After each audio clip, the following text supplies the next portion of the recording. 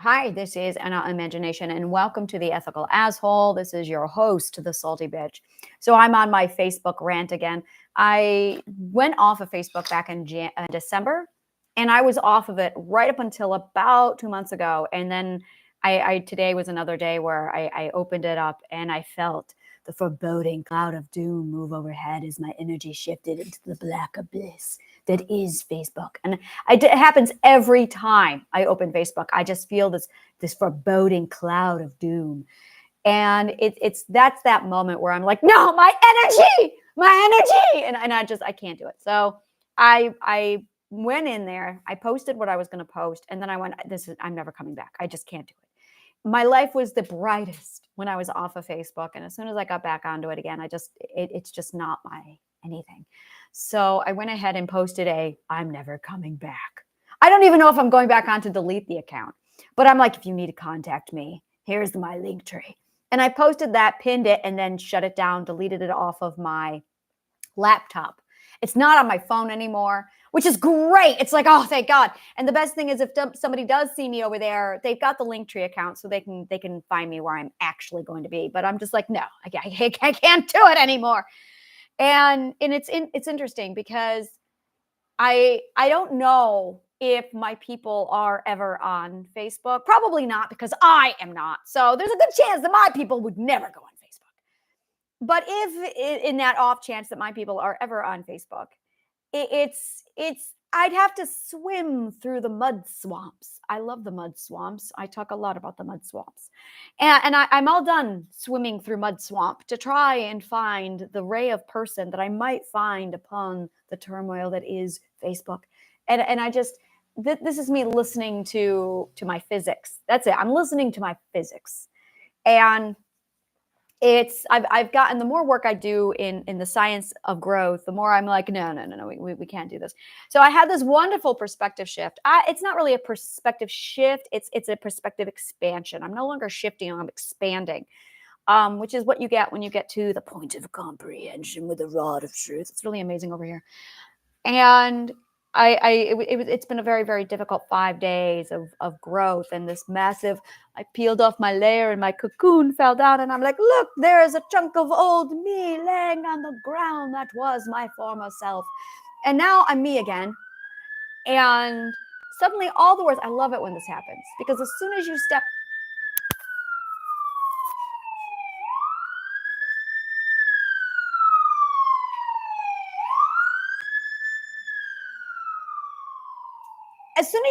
into this point where everything suddenly makes sense, you've got this moment where all the words are just suddenly flowing to you. And it's like, oh, my words, they come to me. And it's like, it's wonderful because you've got all this obstruction and all the words are over there. And you're like, come to me, words. You can do it. You can do it, my little words. And they just can't make it to me. And this is what I call words are like boats. Words are boats, people. And the boats they're carriers. They're not just boats, they're freight carriers. And they are carrying energy with true names. So you need the words to come to you so you can receive all of your boats filled with all of the energy. But I'm over here, and the pathway of them coming to me cannot be obstructed. Logical fallacy and lies. Same thing is what obstructs my beautiful words from getting to me. So I'm sitting here going, come on, my little words. You can do it, little words. But it's my job to make sure, it's all of our jobs, to make sure that the path between the words and the self are actually clear. And in order to clear that, you need to make sure that your logical train of thought is all clear, and there's logic, and there's no logical fallacy, and there's no lies. And the more truth you tell, the clearer your path is, because that corrects your logic. So I'm sitting here like speaking my logic and speaking my truth, and it's clearing out all my logic. And then my little boats, words, are coming toward me.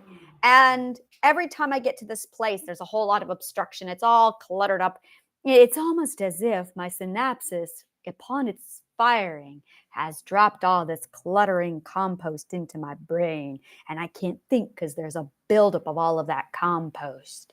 And as soon as I have an epiphany, boom, the mineral deposits that's in my brain from all of the synapses firing clears away. This is a real thing, guys. This is what the brain does.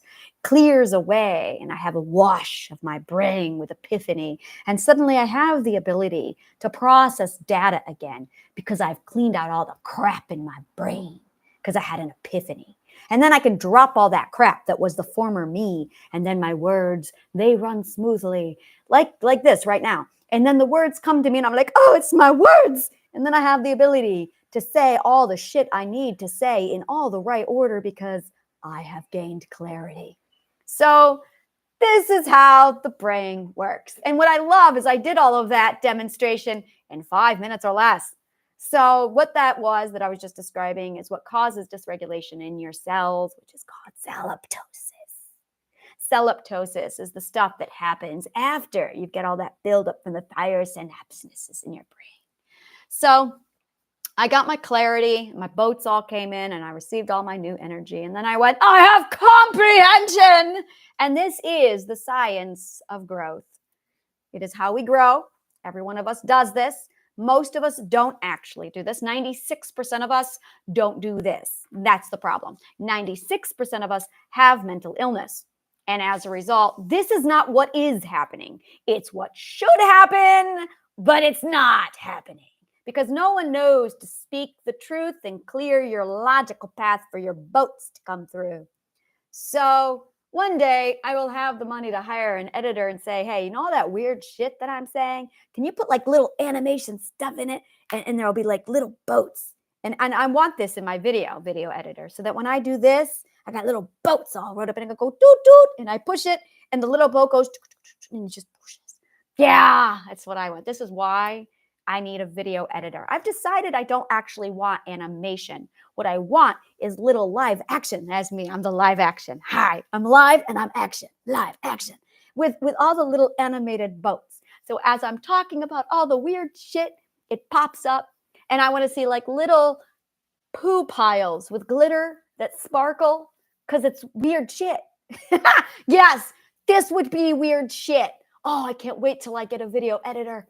It's going to be exciting when I get a video editor because I'm going to release my stuff. It's going to come out.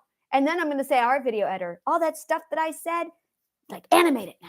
And they're going to animate it. And it's going to be like, I'm going to go back and I'm going to watch it. And I'm going to be like, wow. And it's on it. Imagination. So you can see what I see, which would be really cool because as I'm saying all of this to you, I can see it, but you guys can't see it. And it would be amazing if as I say this weird shit, it just whoosh, appears. I want a rainbow there, video editor. So when I go whoosh, there's a rainbow that just streaks the sky. And it will be amazing because that's how I see the world. That is how I see the world. And when you see the world like that, oh, it changes everything. It changes everything. So I really don't have anything else to say other than pay attention to your cloud of dooms. Because when you get into social media and you feel that cloud of just like honing in on you and it starts to rain on your head and you just feel miserable, that is your physics telling you, yeah, that's not good for you. And we're going to let you know that that's not good. You guys need to learn how to read physics. You know, it just occurred to me, you guys probably don't know how to read physics in the real world. See, physicists are really great with physics in the lab. They're great with physics in the lab. But then these guys get out of the lab and they're like, and they go back to the lab because that's where they're comfortable. And then what they'll do is they'll accumulate all of their physicist friends. We see this in Big Bang Theory. And they got all of their physicist friends now together. So they don't feel awkward or weird and they're understood because they live in a lab all day. And the lab world is exactly, it's exactly as it is in Big Bang. That's exactly how it feels, guys. It's a lot like that. I remember watching it with my then husband, who was an organic chemist. And there's this moment where I cannot remember her name, Leslie, and she takes a banana and she puts it in the what's it called? She dry freezes the banana and then she breaks it so she can put it into her cereal. Yeah, they do that. They do that. Oh, peeps.org. Oh, that explains everything. Just go to peeps.org. It's amazing. Peepsresearch.org. I don't know who did this, but my God, the genius behind Peeps. Oh, peepsresearch.org. I'll tell you all about peepsresearch.org. Google it. It's there. Peepsresearch.org. This is an example of the shit scientists do just because they can. And it's like the most amazing thing. Peepsresearch.org is like my little happy place. I found it about 10 Easters ago. And I'm like, oh my God, don't eat the eyes. Whatever you do, don't eat the peep's eyes. It's fantastic. It's amazing. Don't eat the peep's eyes.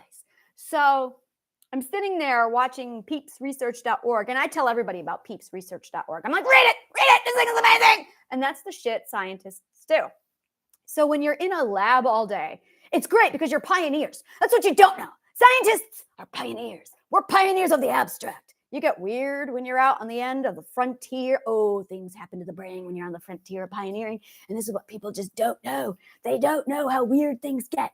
And I'll tell you why things get weird out here. It's because you are so tuned into Mother Nature. You are getting an enema from Mother Nature every day. That's the kind of shit that happens with pioneering.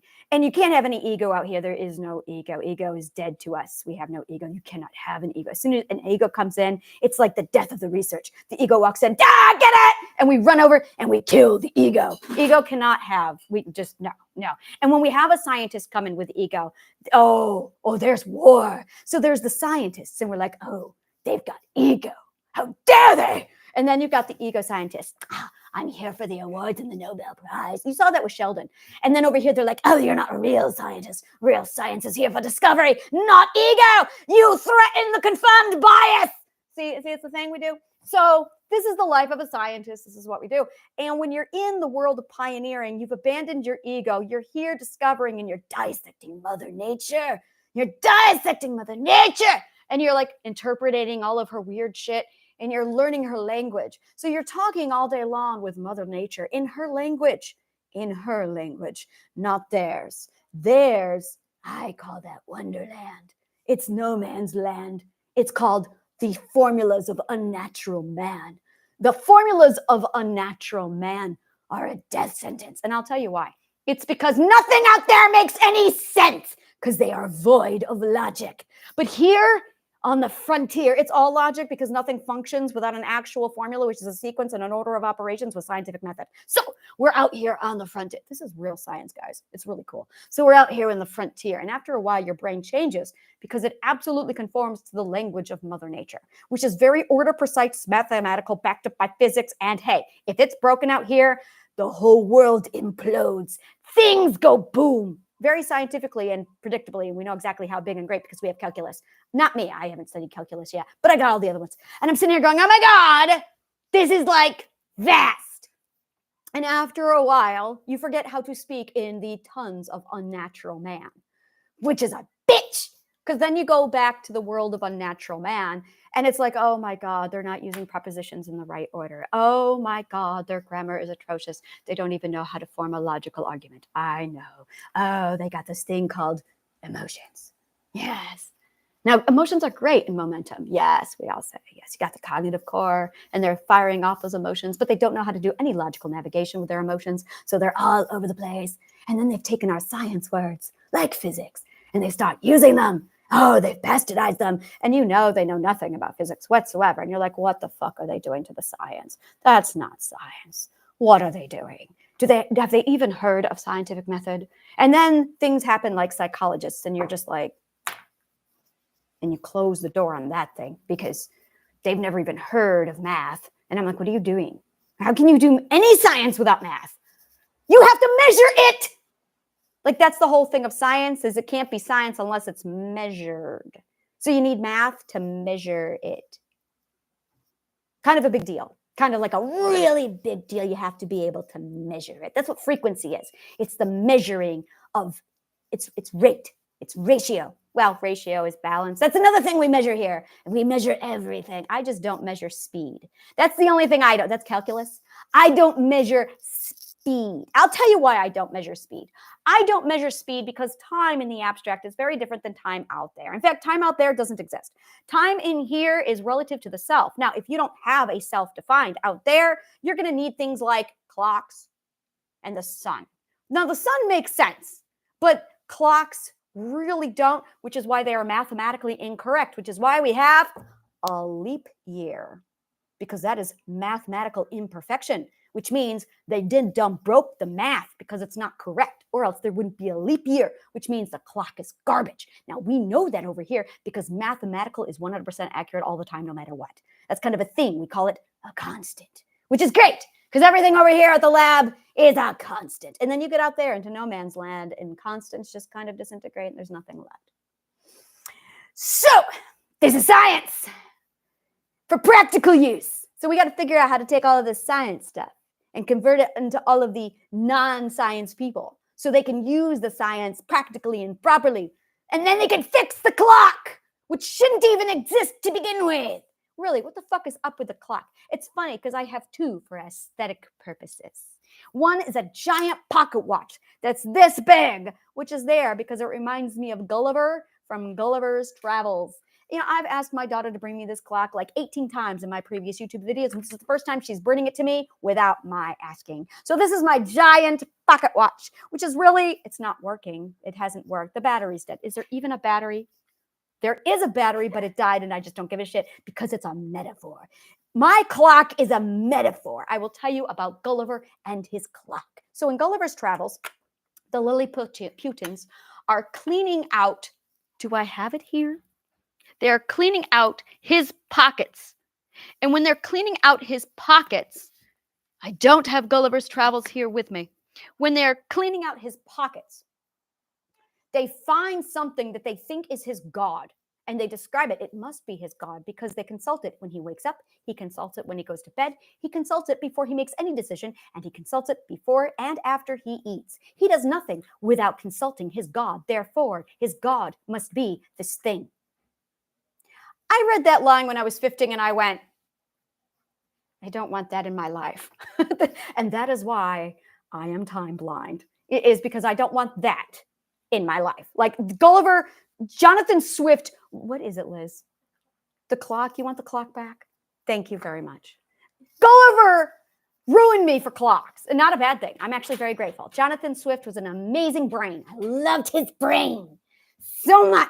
He's one of my favorite brains. Jonathan Swift was amazing. So when I learned this and I saw that perspective, I just kind of like so I have this giant pocket watch as a constant reminder to me why I hate clocks. And they're mathematically imperfect. It just drives me crazy. So actually the calendar is what's fucked up, not the clock. But nevertheless, I do not want to consult that thing every time I turn around. What I really want for a phone is I want a phone that only does texting and has no clock. That would be a great phone. A phone where you can only text and it doesn't tell time or anything else. It just texts. Oh, that would be an amazing thing. Where is Apple? I need to put it in order. This is what I want. I'm going to text. You know what we need? We need like, you know how print on demand books work? No. We don't want print on demand. What we want is tech on demand. So I call up Apple and say, all right, I'm putting in my custom order. I want a thing that just does texting. Nothing else. I want WhatsApp and I want Messenger, not Facebook Messenger. That's the whole purpose of all of this because of the doom cloud that looms overhead and ruins my, just brings chaos with it and disorder. But I mean like texting and that's it. That's it. That's all. And Evernote. I love Evernote. And that's it. Nothing else will be on this thing device. I can't call it a phone because no phone calls would ever be allowed on this device. That would be an amazing thing. It's like a pager from the 1990s, but with words instead of numbers. That was the dumbest thing. Do you remember that? Oh my God, that was so inconvenient. The only one that could actually make sense was 911. Everything else was just, let's make up a number code to represent what we're really trying to say. Some people had sheets. Some people had written on their arms. Yes, I remember that. Yes, it was those dark days, the early days of technology. Dark days. That's what we call the dark early days of technology. That was horrible. God, I love Steve Jobs, that brain. Where would we be in the dark back in the 80s like Lord of the Flies? You remember that commercial? Do you know where your children are? You know, if technology existed, there would be, that's why those commercials stopped, because we got the phones after that. Hey, where are you? You know, the commercial said I had to check in on you. Where are you? It's wonderful. You need to be home by now. Now we got Siri telling us what to do, and Alexa. So I can see like this rap battle happening between Siri and Alexa, by the way. Is that a thing yet? I gotta look. I'm gonna Google it right now to see if it's a thing. Siri, Alexa, rap battles. Because this needs to be a thing. Have we done it yet? Oh yeah, we have. Siri versus Alexa, rap battle. All right, I'm very happy. The world is good. Okay, we're all set. Yes, that is a thing. I gotta go watch it here in a minute. So after this weird thing happening, I'm gonna go watch Siri and Alexa's rap battle. Because apparently they had a rap battle, and that's exactly what we needed in this world. A Siri and an Alexa rap battle. I wonder if it's all done in AI, because that'd be really awesome if they do the whole thing with their automated robot voices. That would be the best thing. My favorite rap battle, by the way, was Hillary Clinton and Donald Trump. I just love that rap battle. That is like my favorite rap battle of all time. There was one that they did, I think it was Hitler and Darth Vader. And I think that was the other one. But I didn't love it as much as the Hillary Clinton and Donald Trump one, because I love the part when Lincoln comes in and he just slaps the fuck out of. I love that part so much. I love rap battles. I did see Gandalf and Dumbledore. That one was also awesome. I love rap battles. Rap battles are the best thing in the world. Rap battles. We need rap battles. All right. Yeah, we need rap battles. That keeps our sanity. Everything is explained in a rap battle. So I do something called the science of growth. The science of growth is a science that is like 8 stages, about 7 stages, beyond biology. And in order to understand this, you have to understand that there are 18 academic disciplines. 18. And those 18 disciplines are grouped into 6 groupings. And those 6 groupings, this is what you study in school, people, are languages. All of them are the languages of Mother Nature. All of them! Mother Nature speaks 18 languages, people. 18 languages. But you actually can't understand what she's saying unless you turn them all together. And when you put them all together, you get biology. But then when you put all those together, so you put them all together, you get biology. And then you get the core. You get this core, this comprehension core, okay? Like a ball with a core. And then there's another layer of comprehension that forms over that. And that is logic, math, physics. And that is the science of comprehension. And then that has another layer, and it just keeps expanding. The science of growth is like 7 layers out from the biological core. It's like a nucleus. It's exactly like a nucleus. It is a nucleus. So when you are studying any of these academic disciplines, you are studying a fraction of the biological nucleus of biology. But people don't know this. So when you're in school and you're learning algebra and you're going, why do I need to study this? And the teacher, who has no idea because she hasn't studied biology either, goes, because math isn't everything, when it's really not. Logic is, but it's a whole thing. So then you've only learned one of the 18 languages. Now, all the languages fit together like a giant puzzle. And when you start to understand how they all fit together, let's try explaining it this way. So imagine that there are 18 cooking ingredients in the entire world. Only 18. And you're only allowed to cook with those 18 ingredients. But you are only going to study one of those ingredients. So you are only working with potatoes and nothing else. Now, maybe you studied potatoes and black pepper. Now we're getting somewhere. Some people have studied butter. Good for them. They got butter. And they got butter and they've got corn. And that's all they've got, butter and corn. So now they know that they can combine butter and corn, and that's all they got. And these people over here, well, they got potatoes and pepper, but they've never studied, butter. So they don't know to put butter with their potatoes. And that is the educational system. Now, there are 18 ingredients. So I'm over here making lasagna. That's what I'm doing. I'm making lasagna. And then after you make lasagna, and the people with the corn and the butter, they're going, well, what are you making over there? Oh, we call this the science of growth, guys. It's called a recipe. Like, it's a whole thing. The science of growth is amazing. But then you've got other people, and they are just studying flour. Just flour. And then you got these people over here, and they're just studying water. And I'm sitting over here with my lasagna going, guys, why aren't you trying putting those together? And no one knows to put them together. Like, that's how primitive the educational system is. Now, the ancient Greeks knew all this. So the ancient Greeks went, oh, watch this. And they made lasagna, and they made Turkish delight, and they made a whole bunch of other stuff. So the ancient Greeks were the chefs Like they were the Gordon Ramsay of the educational world, while the rest of the world to this day is still going, I got butter. So when you start putting these things all together, they start creating something entirely new and different. And then you can create your own recipes. And that's what I do. I create my own recipes with my 18 ingredients. Only after you put the 18 ingredients together, you get new ingredients, which is what you get when you get cream. And then the cream becomes butter. And then when it becomes butter, you also get buttermilk. So now you got 2 ingredients just from cream. By the way, this is true. This is really where you get cream and butter from. It's great. So you get cream, and then you know to turn the cream. This is integration, by the way. You get the cream and you shake it, and you get butter, and you get buttercream. And now you got 2 ingredients. But then if you take that same cream and you put it over here, you get yogurt.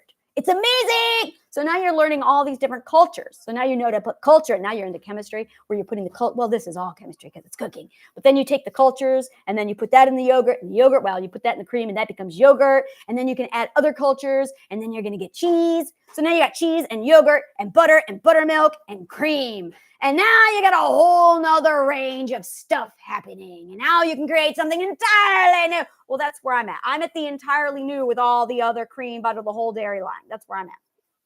Now, while I'm doing all of this and I'm integrating those ingredients, a lot of people are just still with corn or potatoes with black pepper.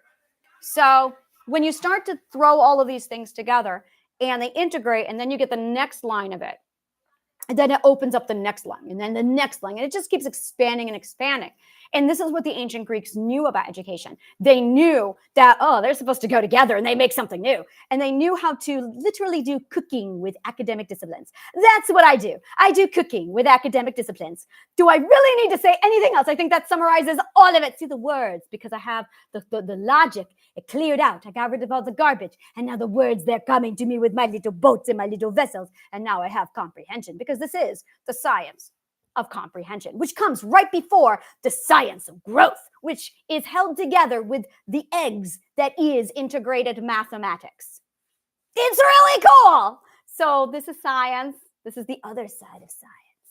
This is the other side of science, because I've been living in the pioneering abstract for a long time, where you just convene with Mother Nature for so long, and she probes you over here until you get so much probing done that you just you forget how to talk to people. You really do. You forget how to talk to people because they function with the unnatural man-made laws, which don't make any sense because they don't have logic when they build their laws. So this is why scientists are so different. Thank you. And may the kindest of words always find you.